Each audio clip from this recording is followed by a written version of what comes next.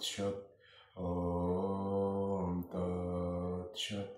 ওম নমো ভগবতে বাসুদেবায় নমঃ। ওম নমো ভগবতে বাসুদেবায় নমঃ। ওম নমো ভগবতে বাসুদেবায় নমঃ। ওম অখণ্ডমণ্ডল ব্যক্তম যেন চরাচর তৎপদর্শিতাম জ্ঞান তস্मै শ্রী গুরুবে নমঃ। ওম অখণ্ডমণ্ডল ব্যক্তম যেন চরাচর তৎপদর্শিতাম জ্ঞান তস্मै শ্রী গুরুবে নমো নমঃ। ওম অজ্ঞানতিমিরন্ধস্য জ্ঞানার্জন শলাকয়া চক্ষুস্মিলিতং জ্ঞান তস্मै শ্রী গুরুবে নমো নমঃ। ওম গুরু ব্রহ্ম গুরু বিষ্ণু গুরুদেব মহেশ্বর গুরুদেব পরম ব্রহ্ম তস্मै শ্রী গুরুবে নমঃ। পিতায় স্বর্গ পিতায় ধর্ম পিতায় পরম তপ পিতরা পিতামহ পণ্যে পিয়ন্তে সর্বদেবতা মাতা জননী দয়াদ্র দেবীব্র রমণী ষষ্ঠা সর্বদুঃখ নির্দোষা হরা। হে কৃষ্ণ করুণা সিন্ধু দীনবন্ধু জগৎপতে গোপেশ গোপিকাকান্ত রাধাকান্ত নমস্তুতে। তপ্ত কাঞ্চন রাধে বৃন্দাবনেশ্বরী বিষ্ণুসুতে দেবী প্রণমামি হরি প্রিয়ে। বাঞ্ছাকল্পতরুকৃপা সিন্ধুব্য চ পতিতানাং পাবনায় বৈষ্ণবেভ্যো নমো নমঃ। জয় শ্রীকৃষ্ণ চৈতন্য প্রভু নিত্যানন্দ শ্রী অদ্বৈত গদাধর শিবাসাদি গৌর ভক্তবৃন্দ। হরে কৃষ্ণ কৃষ্ণ কৃষ্ণ হরে হরে হরে রাম রাম রাম হরে হরে। শ্রীমদ্ ভগবদ গীতা। ওম নমো ভগবতে বাসুদেবায় নমঃ। জয় জয় শ্রীমদ্ ভাগবত রামানন্দে হরি হরি বল মান হরি হরি বল।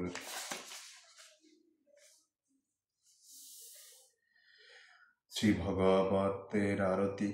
আরতি অতি শ্রাবণ পুরনৈকি ধর্ম ভক্তি বিজ্ঞান আকরকি মহাপুরাণ ভাগবত নির্মল শুকমুখ শুকমুখ বিগলিত নিগম কল্পফল পরমানন্দ সুধীর সময় কল লীলারতি রস রস নিধান কিয়া কলিমল মূর্ত নেত্রী তাপ নিবায়নী জন্ম মৃত্যুময় ভব ভয় হরিণী সেবত সতত সকল সুখ করিণী সুমোহ সুধী হরিচরিত গান কিয়া বিষয় বিলাস বিমোহ বিনাশিনী বিমল বিরাগ বিবেক বিকাশিনী ভগবত তত্ত্ব রহস্য প্রকাশিনী পরম জ্যোতি পরমাত্মা জ্ঞান কি পরহংস মুনি মন উল্লাসিনী রসিক হৃদয় রাস রাস বিলাসিনী ভক্তি মুক্তি রতি প্রেম সুধাসিনী কথা কঞ্চ প্রিয় সুজন কি।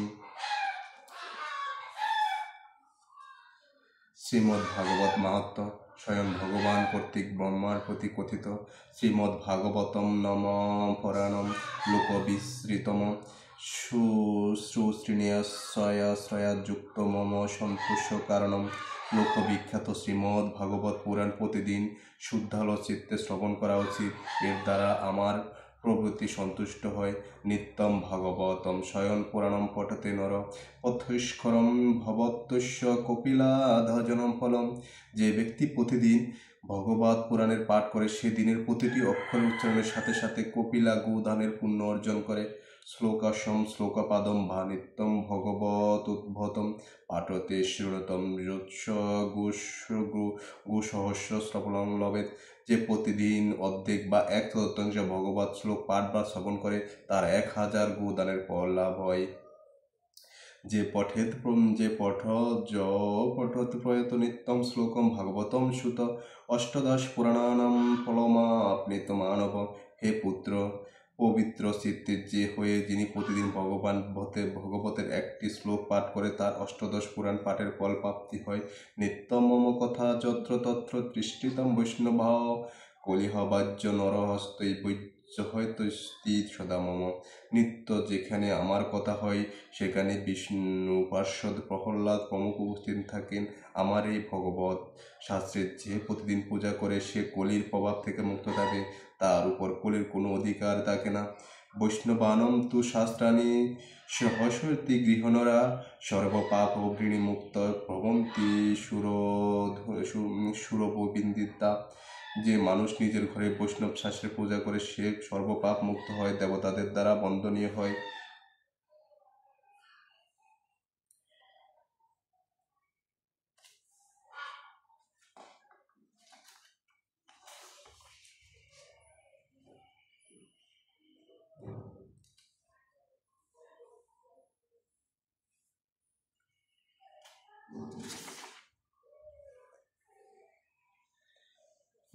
यास्यन्ति गृहे नित्यं शास्त्रं भगवतीं कलम् अस्फुटयन्ति बल्लघयन्ति त्रसম্প্রীতে ভবম। কলিযুগে যারা নিজেদের ঘরে প্রতিদিন ভগবত শাস্ত্রের পূজা করে তারা আনন্দিত চিত্তে ভূমণ্ডলে বিচরণ করে এবং কলির থেকে নির্ভয় হয়ে আস্ফলন করে, তার উপর আমার সতত প্রসন্ন থাকি।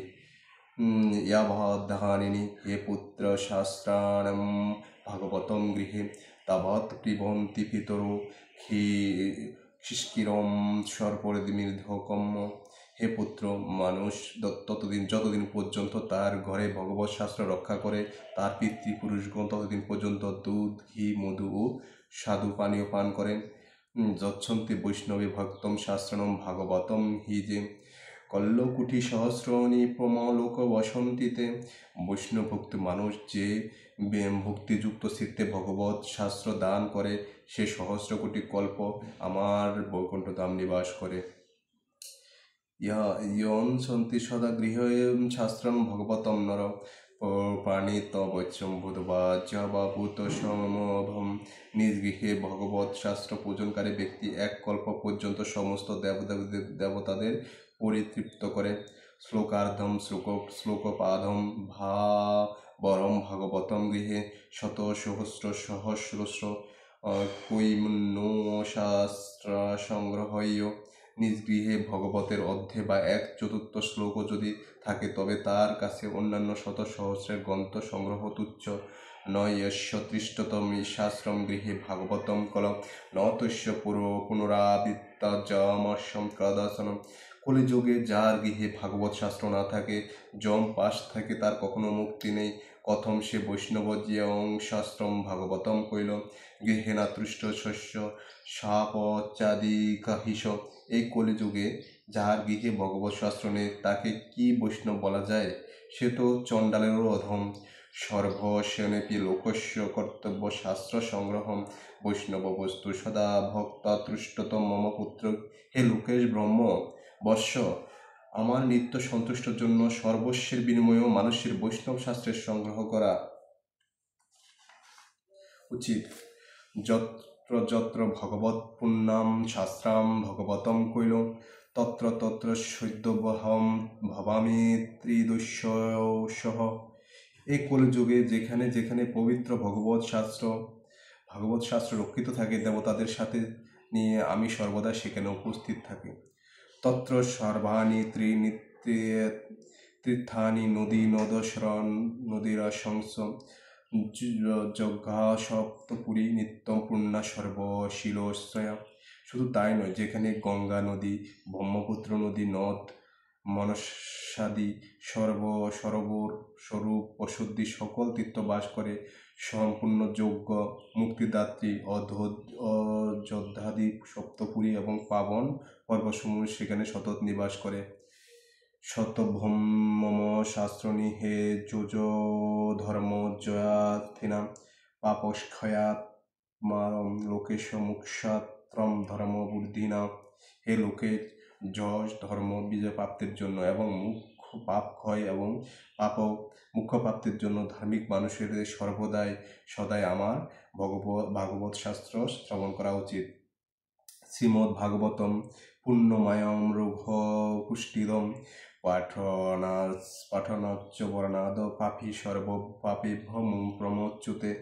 হে পাবন, শ্রীমদ্ ভগবত পারণে আয়ু, আরোগ্য, পুষ্টিদাতা এবং এই শাস্ত্র পাঠে অথবা শ্রবণে মানুষের সকল রকম পাপ থেকে মুক্ত হয়। জয় জয় শ্রীমদ্ ভাগবত প্রেমানন্দে। হরি হরি বল বল হরি। ন শাস্ত্রাণি ন ঋষ্যদন্তি শ্রীমদ্ভাগবতম পরম সত্যম সত্যম হি লোকেশ তস্যম স্বামী সদাঞ্জম। হে লোকেশ, এই পরম উত্তম ভাগবত যে শ্রবণ না করে আর শুনলো যে আনন্দিত হয় না, যমরাজে তার প্রভু, তারা সর্বদাই যমরাজের বসে থাকে। আমি একথা সত্য করে বলছি।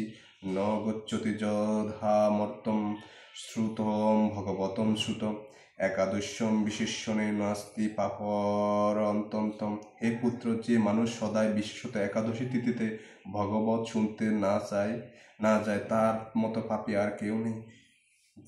হে পুত্র, যে মানুষ সদাই বিশেষত একাদশী তিথিতে ভাগবত শুনতে না যায় তার মতো পাপী আর কেউ নেই।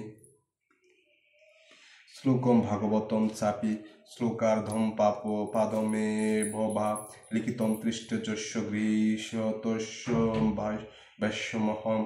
যাহার ঘরে ভাগবতের একটি শ্লোক, অর্ধেক শ্লোক অথবা শ্লোকের একটি পাদ লেখা থাকে, তার ঘরে আমি নিবাস করি। সর্বশ্রামভিগমনম সর্বতীর্থাবাগমনম ন তথা পাবনম নৈভম শ্রীমদ্ভাগবতম যথা। মনুষ্যলোক সমস্ত পুণ্য আশ্রমের ভ্রমণ বা সম্পূর্ণ তীর্থ স্থানও তত পুণ্যকারক নয়, একক এই শ্রীমদ্ভাগবত তত পুণ্যকারক। যত্র যত্র চতুর্ভক্ত শ্রীমদ্ভাগবতম ভবৎ গচ্ছামি তত্র তহত্রহম গোত্রতা সুত বৎসলা। হে চতুর্মুখ, যেখানে সেখানে ভাগবত কথা পাঠ হয় বৎসপ্রিয় গাভীর মতো আমি সেখানে সেখানে গমন করি। মৎস্য কথা বাচম নিত্যম মত কথা বাচম নিত্যম মত কথা শ্রবণেরতম মত কথা প্রপতি মানসনম নাহম তস্খাস্যামি তাম নিরম। হে, আমার এই ভগবত কথা পাঠ করে যে সদাই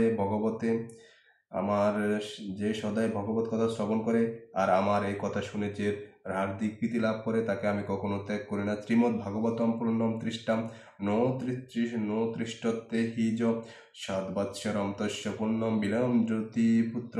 হে পুত্র, যে ব্যক্তি পরম পুণ্যময় শ্রীমদ্ ভাগবত শাস্ত্র দেখে নিজের আসন থেকে উঠে না দাঁড়ায়, তার 1 বছরের অর্জিত ধর্মকর্মের সমস্ত পুণ্য নষ্ট হয়ে যায়।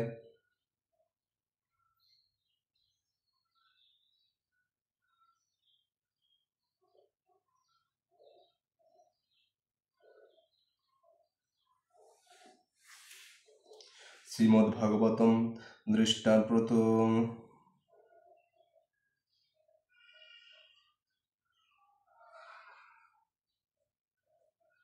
শ্রীমদ্ভাগবতম দৃষ্টাম্প্রতোত্তনাভিভাদন্য সম্ময়নয়তে তমতৃষ্টম ভগবতে প্রবীতামূল্যতুলম প্রতিমামর্মতুলা। শ্রীমদ্ ভাগবত গ্রন্থ দেখে যে প্রত্যুত্থান বা প্রণাম ইত্যাদির দ্বারা তাকে সম্মান প্রদর্শন করে, তাকে দেখে আমি অনুপম আনন্দ লাভ করি। দৃষ্টা ভাগবতম দূরত প্রমত সম্মুখম হিজ পদে পদে হস্যমদেশ্য ফলম প্রাপ উন্নত্র সংসম। যে দূর থেকে শ্রীমদ্ ভাগবতকে দর্শন করে তার সামনে যায়, সে প্রতি পদক্ষেপে অশ্বমেধ যজ্ঞের পুণ্য লাভ করে, তাতেও কোনো সন্দেহ নেই। উত্থায় প্রণমেত যে বই শ্রীমদ্ ভাগবতে নরম ধনপুত্রাস্থা ধারণে ধভক্তম চে পদদামহম। যে ব্যক্তি শ্রীমদ্ ভাগবতকে দর্শন করে দাঁড়িয়ে থাকে, প্রণাম করে, তাকে আমি ধন, পুত্র, স্ত্রী আর আমার ভক্তি প্রদান করি। মহারাজ উপচরে শ্রীমদ্ ভাগবতম সুতম শ্রীনৈন নরা ভক্তম ত্রৈশ বৈশ্য ভবম মহেম। হে পুত্র, মহারাজ উচিত সমগ্র সমূহে যুক্ত হয়ে ভক্তি বৎসরে যে শ্রীমদ্ ভাগবত কথা শ্রবণ করে, আমি তার বশীভূত হই। মমোৎসবেষু শ্রীবেষু শ্রীমদ্ ভাগবতম পরম শ্রেষ্ঠানি যে নরা ভক্তা মম প্রীতিচ্চ শ্রবৃতম বস্ত্রালঙ্কারে পুষ্পরে পদীপহ পরিক্রম বহিষ্কৃতহম তৃশ্চ সৎক্রিয়া সৎপ্রতির্যতা। হে সুব্রত, যে ব্যক্তি পার্বণ সম্বন্ধীয় সমস্ত উৎসবে দিতে আমার প্রসন্নতার জন্য বস্তু, অলঙ্কার, পুষ্প, ধূপ ইত্যাদি অর্পণ করে, পরম উত্তম শ্রীমদ্ ভাগবত পুরাণে ভক্তি ভরে শ্রবণ করে, পরমব্রতা রমণী যেমন সচ্চরিত্র স্বামীকে বশীভূত করে, ওই ব্যক্তি আমাকে সেই রকম নিজের বশীভূত করে রাখে।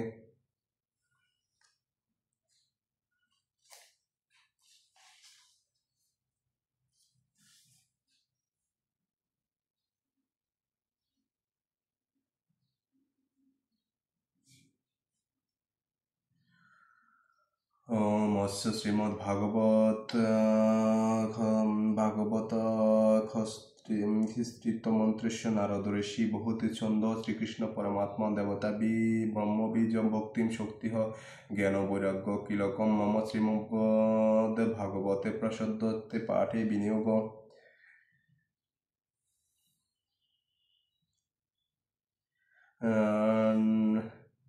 नारदाश्रये नमः बृहति छंदस्य नमः श्रीकृष्ण परमात्मा देवताय नमः ब्रह्म विजयी नमः भक्ति शक्ति नमः ज्ञान वैराग्य किल भावम नमः श्रीमद्भागवत प्रसद्ध चित्ते पाठे विनियोगम ओम क्लीं अंगुष्ठाभ्याम नम ओम क्लीं अंगुष्ठाभ्याम नमः ओम क्लीं तर्जनीयभ्याम सह ओम क्लीं मध्यमाभ्याम वषट ओम क्लीं अनामिकाभ्याम हुम ओम क्लीं कनिष्ठाभ्याम वषट ओम क्लीं करतालपिष्ठाभ्याम नमः ओम क्लीं हृदयाभ्याम नमः ओम क्लीं शिरसे सह ओम क्लीं शिखाय वषट ओम क्लीं कवचाय हुम ओम क्लीं नत्राय वषट ओम क्लीं अस्त्राय पट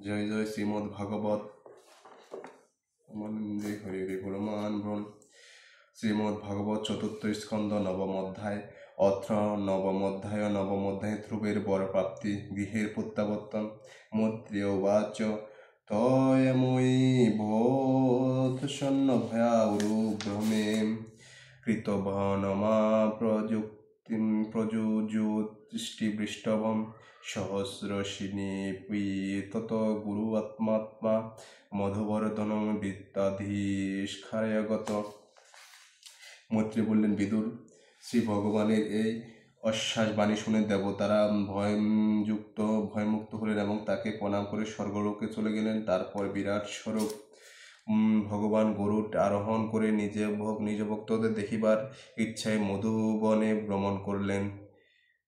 সবয়দিয়া যুগবিপাকতীব্রিয়ম হৃদয়পদ্মকুশস্ফীরিতম ত্রলিতম ভ্রবম তিরোহিতম সহস্রশবক্লক্ষ বহিস্ফীতম তম তদহবস্ত্রম দদর্শ তদর্শনে গতৎসবদর্শমখিতা ভবন্দতাঙ্গ্রম বিন্নমজ্জদণ্ডবৎ তগবদ্পপশ্যন্ন প্রপিবন্নিব্রভাবক সচ্চুমহিনী ভস্যন্ন ঊর্জরি বাশ্লিশন শতম ভবগুষ্খম তমতিত্রিবীর্দম হরি জ্ঞানতমস্য সর্বস্য চ হৃদয়াবঞ্চিত কৃতাঞ্জলি ভম্ময়ন কুম্বনম পাপপর্শ্য বলয়ম কৃপায়ম কুপলম সবয়তদৈবম প্রতিপ্রাধম গিরিম তৈবিদৈভম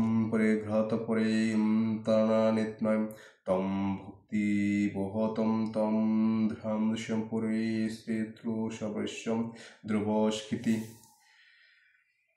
সেজন্য ধ্রুব যোগ সাধনের পরিণত ভূমিতে অবস্থান করেছিলেন এবং তজ্জনিত একাগ্র বুদ্ধি দ্বারা জ্ঞানদৃষ্টিতে হৃদয় কমলে শ্রী ভগবানের বিদ্যুতের মতো সুমজ্জ্বল দীপ্তিশালা যে মূর্তিকে অনুভব করেছিলেন সহসা সেটি তরিত হল এবং ধ্রুব তখন চোখ মেলে সম্মুখে থাকলেন এবং সে রূপে যেমন ধ্যানে দেখছিলেন ভগবান বাহিরেন্দ্রিয় গ্রাহ্য রূপ ধারণ করে তার সামনে অবস্থিত দেখতে পেলেন। শ্রী ভগবানের দর্শন লাভ করে বালক ধ্রুব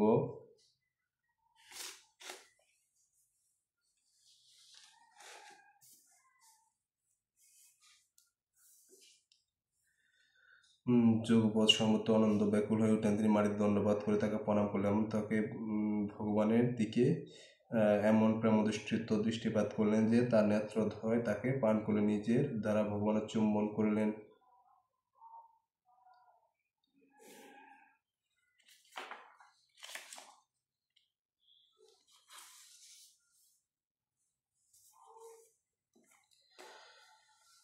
মধ্য দশম অধ্যায় উত্তমের মিত্র এবং যক্ষগণের সঙ্গে ধ্রুবের যুদ্ধ। মৈত্রীবাচ প্রজাপতি ধ্রুবর্তি হরম শিষ্য মারসে মে ভেদুব উপজে মে ভ্রমিণম নামত্রচ্যুত কল্প বৎসরী ইয়ালিয়ামি পিবার্জয়াম ভয় পুত্রম মহাবল পুত্রমিৎকালমানম যজুষিধৃতম জিজনম উত্তম কৃতস্যহম আগেয়ম বলিয়সা হত পুনর্জনন ধৃতস্তন্মস্তস্য গীতগতিম গতা। মৈত্রী বললেন, বিদুর, ধ্রুব শিশুমার প্রজাপতির কন্যা ভূমিকে বিবাহ করলেন এবং তার গর্ভে কল্প এবং বৎসর নামে 2 পুত্র জন্মালেন। বায়ুর কন্যা হল ইলা মহাবলী ধ্রুবের 3য় পত্নী ছিলেন। বায়ুর কন্যা ইলা মহাবলী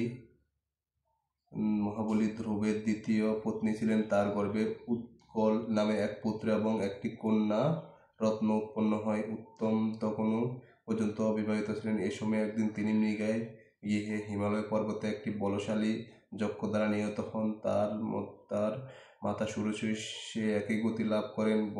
বনের মধ্যে দাবানলের মৃত্যুর মুখে পতিত হন। ধ্রুবর মৃত্যুর সংবাদ ক্রোধ এবং প্রতিশোধ স্পৃহা এবং শোকে অত্যন্ত অধীর হয়ে জয়রথে আরোহণ করে যক্ষদের বাসভূমির উদ্দেশ্যে যাত্রা গ্রহণ করলেন। উত্তর দিকে গিয়ে তিনি হিমালয়ের উপত্যকায় যক্ষগণের আকীর্ণ আলিকাপুরে দেখতে পেলেন। ভূত প্রেত পিশাচীদের রুদ্রানুচরেরাও সেখানে যথেষ্ট সংখ্যায় বিদ্যমান ছিলেন। বিদুর সেখানে পৌঁছে মহাবাহু ধ্রুব শঙ্খধ্বনিগুলি সেই ধ্বনিতে আকাশ ও দিকমণ্ডল প্রতিধ্বনিত হতে লাগলেন। সে শব্দ শুনে যক্ষ স্ত্রীগণের দৃষ্টি সংখ্যাকুল হয়ে উঠলেন। তারা অত্যন্ত ভীত হয়ে উঠলেন। মহাবলশালী যক্ষ বীরেরা সেই শব্দ সহ্য করতে না পেরে উদ্ধৃত অস্ত্রে সে নগর থেকে নিষ্ক্রান্ত হয়ে ধ্রুবের দিকে ধাবিত হলেন। হে মহাবীর বিদুর, ধ্রুব মহাধনুর্ধার মহারথী ছিলেন। তিনি সেই আক্রমণকারী সেনাদের প্রত্যেককে একই সময় 3টি বাণের দ্বারা বিদ্ধ করেন। সে যক্ষ সেনারা যখন নিজেদের ললাটে 3টি বাণ বিদ্ধ হয়েছে দেখল, তখন তাদের মনে এই যুদ্ধ পরাজয়ের আশঙ্কা দেখল। তবে তারা ধ্রুবের এই অসাধারণ বীরত্বের প্রশংসা করতে লাগলেন। সাপের যেমন কারো পদাঘাত সহ্য করতে পারে না, সেরকম তারাও ধ্রুবের এই পরাক্রম সহ্য করতে না পেরে তার প্রত্যুত্তরে একই সঙ্গে এর দ্বিগুণ অর্থাৎ প্রত্যেকের 6টি করে বাণের দ্বারা ধ্রুবকে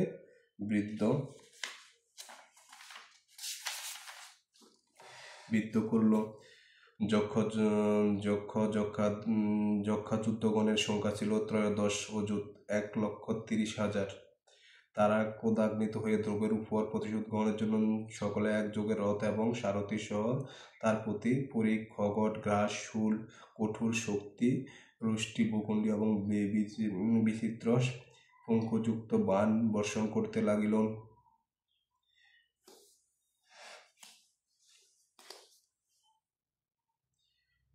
এই বর্ষণে স্বরবর্ষণে উত্তনাথ পুত্র ধ্রুব সম্পূর্ণ আচ্ছন্ন হয়ে গেলেন। যেমন প্রবল বর্ষণ দ্বারায় পর্বতলোক চক্র অদৃশ্য হয়ে যায়, সেরকম ধ্রুবকও তখন আর দেখা যাচ্ছিল না। আকাশ মার্গে অবস্থান করে এবং সে সকল সিদ্ধ পুরুষ সে যুদ্ধ দর্শন করলেন। তারা এই সময় ধ্রুবের মৃত্যু হয়েছে ভেবে হাই হাই করে উঠলেন এবং বলতে লাগলেন, সূর্যের মতো মহা তেজস্বী এই মানব আজ যক্ষ সেনা সাগরের অস্ত গেল। যক্ষগণ নিজের বিজয় ঘোষণা করে যুদ্ধক্ষেত্রে সিংহনাদ করতেন। এমন সময় কুয়াশা ভেদ করে সূর্যের মতো ধ্রুবের রথ যক্ষ সেনাদেরকে বিদ্ধন্য করে পুনরায় প্রকাশিত হল। দিব্য ধনুকের টঙ্কার শব্দে শত্রুদের মনে যুদ্ধের জয়লাভ সম্পর্কে হতাশার সঞ্চার করে। প্রবল বায়ু যেমন মেঘপুঞ্জকে ছিন্ন ভিন্ন করে দেয়, তেমনি ধ্রুব প্রচণ্ড বাণ বর্ষণে শত্রুদের নিক্ষিপ্ত করে সমস্ত অস্ত্রই চূর্ণ বিচ্ছিন্ন করে দিলেন। ইন্দ্র নিক্ষিপ্ত বজ্র যেমন পর্বতগাত্রে প্রবিষ্ট হয়, ধ্রুবর ধনু থেকে নিক্ষিপ্ত তীক্ষ্ণ বাণগুলো তেমন যক্ষ রাক্ষসদের বর্মভেদ করে তাদের দেহে প্রবিষ্ট হতে লাগল। হে বিদুর, তখন সেই যুদ্ধক্ষেত্রে বল্লাস্ত্রের আঘাতে চিহ্ন সুন্দর কুণ্ডলামণ্ডিত শির, স্বর্ণময় তালবৃক্ষের মতো চিহ্ন উরু, বালয় প্রভৃতি বাহু, হাড়, কেয়ার, মুকুট, বহুমূল্য অষ্টীয় প্রভৃতির দ্বারা পরিকীর্ণ হয়ে এক হিমাকান্ত শোভা ধারণ করল, যা কেবল মহাবীরগণের পক্ষে উপভোগ্য। সেই যুদ্ধে যক্ষগণের কোনো প্রকারে জীবিত অবস্থায় রক্ষা পেয়েছিল, তারাও সকলে অঙ্গপ্রত্যঙ্গ ক্ষত্রিয়বিষ্ট ধ্রুবের শরাঘাতে ছিন্নভিন্ন হয়ে গেছিল। তখন তারা সিংহের সঙ্গে যুদ্ধ পরাজিত গজ জ্যোতিধিপতির মতো রণক্ষেত্র থেকে পলায়ন করল। নরশ্রেষ্ঠ ধ্রুব যখন দেখল এই বিশাল রণক্ষেত্র একজনও অস্ত্রধারী সম্ভবত আততায়ী অবশ্যই নয়, তখন তিনি যক্ষদের রাজধানী অলেখাপুরে দর্শন করার ইচ্ছা হলো, কিন্তু তিনি সেই পুরীতে প্রবেশ করলেন না। মায়াবীরা যে কি করতে চায় তা মানুষের পক্ষে বোঝা অত্যন্ত দুষ্কর। সারথীকে এই কথা বলে তিনি সেই বিচিত্র রথে অবস্থান করতে লাগলেন এবং শত্রুদের পুনরাক্রমণের আশঙ্কায় সতর্ক হয়ে রইলেন। এর মধ্যে তিনি সমুদ্রের গর্জনের মতো গম্ভীর শব্দ শুনলেন। প্রবল বায়ুবেগে চারদিকে ধূলি দ্বারা সমচ্ছন্ন হয়ে যেতে দেখলেন। মুহূর্তের মধ্যে সমগ্র আকাশে ঘন ঘন মেঘে পরিবর্তিত হয়ে গেল। ভয়ঙ্কর বজ্র গর্জনে দিকমণ্ডল পরিপূর্ণ করে বিদ্যুৎ চমকাতে হতে লাগলো। নিষ্পাপ বিদুর সেই মেঘসমূহ থেকে রক্তধারাও শিশ্মাপুজ বিষ্টা মূত্র মেদ প্রসিদ্ধ হতে লাগলো এবং ধ্রুবের সম্মুখে বহু সংখ্যক কবন্ধ মুন্ডহীন দেহ আকাশ থেকে পতিত হলেন। এরপর আকাশে একটি পর্বত দেখা গেল এবং চারিদিকে প্রবল প্রস্তর খণ্ড বর্ষণের সঙ্গে গদা গিরিশ তরবারি মুসুল পতিত হতে লাগলো। তিনি দেখলেন বর্জ্য নির্ঘোষের মতো ভয়ঙ্কর নিঃশ্বাস গর্জনের সঙ্গে ক্রুদ্ধ চক্ষু থেকে অগ্নিস্ফুলিঙ্গ বর্ষণ করতে করতে বহু সংখ্যক সর্পদ এবং দলে দলে মত্ত হস্তি সিংহ এবং বগ্র দ্রুতবেগে ধাবিত হয়ে আসছে। তারও মনে মনে হলো এই প্রলয়ঙ্কারী ভয়ঙ্কর সমুদ্র উত্তাল তরঙ্গে পৃথিবীকে সম্পূর্ণ প্লাবিত করে ভৈরব গর্জনে তাকে গ্রাস করতে আসছে। কুটিল স্বভাব অসুররা তাদের আসুরীর মায়ায় সাহায্যে এই প্রকার বহু বিচিত্র মায়ায় উৎপাত সৃষ্টি করলো, যা কাপুরুষগণের চিত্ত গ্রাস করার উৎপাদন করার পক্ষে যথেষ্ট। ধ্রুবের উপরে অসুররা তাদের অতি দুস্তর মায়া বিস্তীর্ণ করেছে এই কথা শুনে মণিগণ সেখান থেকে এসে তার মঙ্গল কামনা করতে লাগলেন। মণিগণ বললেন, উত্তনাপাদ নন্দন ধ্রুব পূর্ণত ক্লেশনাশনে ভগবান সসন্ধা নবনারায়ণ তোমার শত্রুগণকে সংহার করুন। তার নামে এমন মহিমা তো কেবলমাত্র তা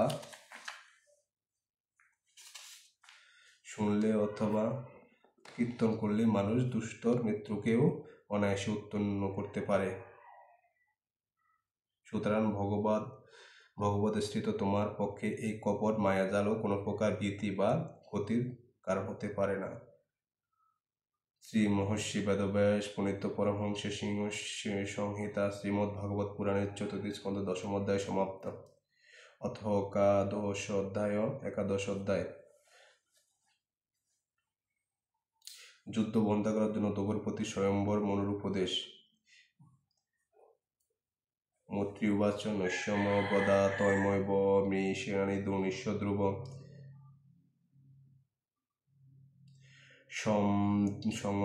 সংদহি স্ত্রমা পুষ্প শিষ্য জন্নারায়ণ নির্মিতম সংদীয়মান এত দিস্মিমানম গুজ্জকোর্নির্মিতম ক্ষিপ্তম বিননিকৃপবিদুর ক্লেশা জ্ঞানোদয় যথা তস্যস্রতম ঋষি প্রযুক্তম সুবর্ণ পুঙ্খা কলহ সংহবাসস বিনিশ্রুতম অবিবিশুষিধুর্বর্ণম যথা বনম ভীমরাম ক্ষীণ ক্ষীণ।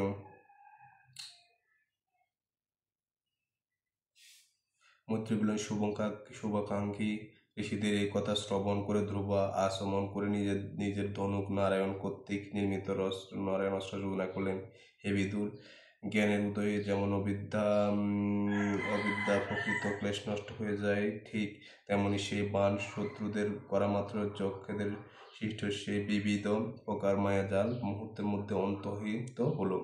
ঋষিদের নারায়ণের আবিষ্কৃত সেই অস্ত্রের ধ্রুবের ধনুকে যোজিত হওয়ার মাত্র তার থেকে বহু সংখ্যক তীক্ষ্ণ বাণ নির্গত এবং স্বর্ণময় পঙ্খ এবং রাজহংসীর পঙ্খযুক্ত সেই সকল বাণ ময়ূর যেমন উচ্চস্বরে ক্যাকাধ্বনি করতে করতে বনে প্রবিষ্ট হয়, তেমনি তীব্র শব্দের সঙ্গে শত্রু সৈন্যের মধ্যে প্রবেশ করতে লাগলেন। ধ্রুবের সেই তীক্ষ্ণধার বাণগুলির আঘাত যক্ষরা যুদ্ধক্ষেত্রে পর্যদুস্ত হয়ে পড়ল। তখন তারা বিষম ক্রোধে নিজেদের অস্ত্র উদ্যুত করলেন এবং সর্পগণ যেমন অনাহূত করে গরুড়ের দিকে ধাবিত হয় সেই রকম চারিদিক থেকে ধ্রুবর প্রতি ধাবিত হলো।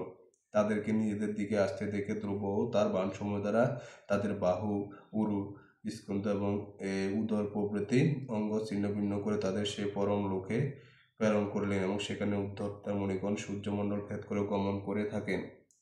বিচিত্র রথে আরোহণ করে ধ্রুব সেইভাবে বহু সংখ্যক নিরপরাধ যক্ষকে বধ করেন দেখে তার পিতামহ স্বয়ম্বর মনুর মনে তাদের প্রতি অত্যন্ত করুণা জন্মালো। তিনি তখন ঋষিগণের সঙ্গে সেখানে উপস্থিত হলেন এবং নিজের পুত্র পুত্তনাপদের পুত্র ধ্রুবকে এইরূপ বলতে লাগলেন। মনু বললেন, বৎস, এবার ক্ষান্ত হও, অতিরিক্ত ক্রুদ্ধ হওয়া উচিত নয়। যে ক্রোধের বশবর্তী হয়ে তুমি এই নিরপরাধ ব্রহ্মদের বধ করলে তা যক্ষদের বধ করলে তা প্রকৃতপক্ষে পাপস্বরূপ এবং নরকের ধার।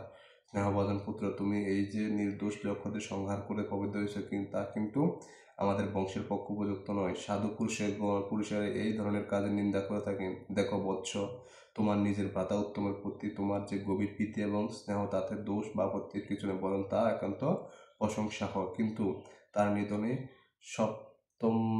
সন্তপ্ত হয়ে তুমি একজনের অপরাধের কারণে এরা সকলে তোমার ভ্রাতার হত্যাকারী নয়, ক্রমশ গড়ে না প্রসঙ্গে এতজনের প্রাণ বিনাশ করলে। বুদ্ধিহীন পশুদের মতো এই জড় দেহটিকে আত্মা মনে করে এরাই জন্যই অন্যান্য প্রাণীদের প্রতি হিংসা আচরণ ভগবৎ সেবী সাধুজনের পক্ষে উপযুক্ত নয়। ভগবান হরির আরাধনায় সহজ সাধ্য নয়, কিন্তু বৎস, তুমি সে বাল্য বয়সে সর্বভূতে আত্মবোধের পয়সার স্বরূপ সাধনার দ্বারা সে সর্বভূতের আশ্রয়স্থল স্বরূপ শ্রীহরিকে আরাধনা করে তার সে পরম পদ লাভ করেছে। তুমি তো ভগবানের প্রিয় পাত্র, তার ভক্তিজ্ঞানেরও অত্যন্ত সম্মানভাজন। নিজের জীবনও তুমি সজ্জনের উচ্চ আদর্শরে অনুসরণ করে থাকো এবং এই বিষয়ে তুমি সাধু সবগণের পদপ্রদর্শকও বটে। সেই তুমি কি করে এমন নিন্দনীয় আচরণ করতে পারলে?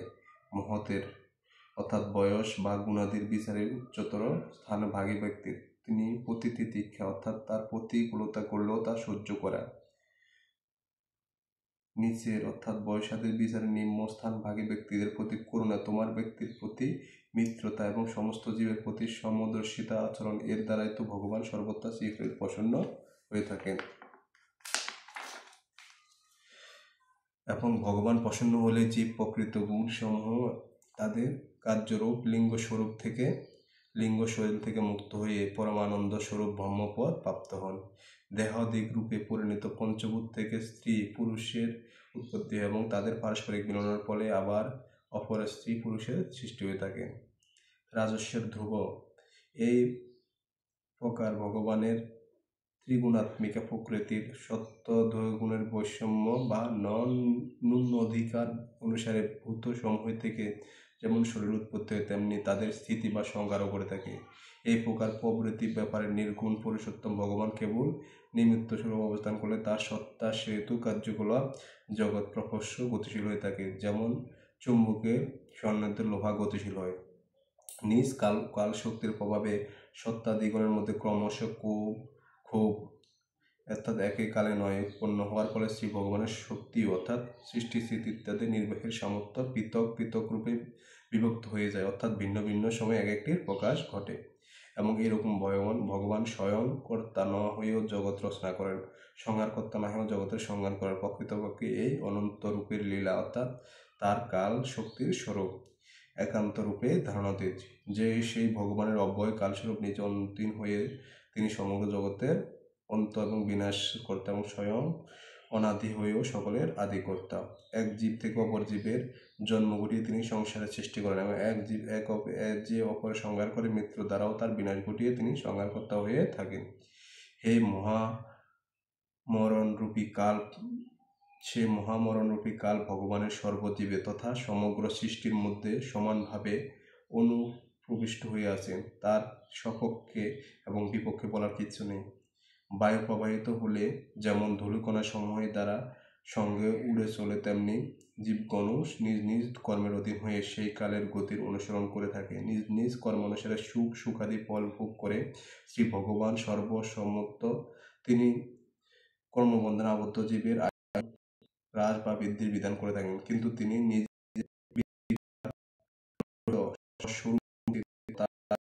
কিছুই নেই। রাজা ধ্রুব, এই পরমাত্মা ভগবানকে কেউ কর্মস্বরূপ বলে থাকেন, আবার কেউ অপরে স্বভাব নামে অভিহিত করেন। এজন্য অন্য কেউ তাকে কাল, কেউ বা দৈব, অপরূপা, কাম বলে উল্লেখ করে থাকেন। বৎস, কোন ইন্দ্রিয়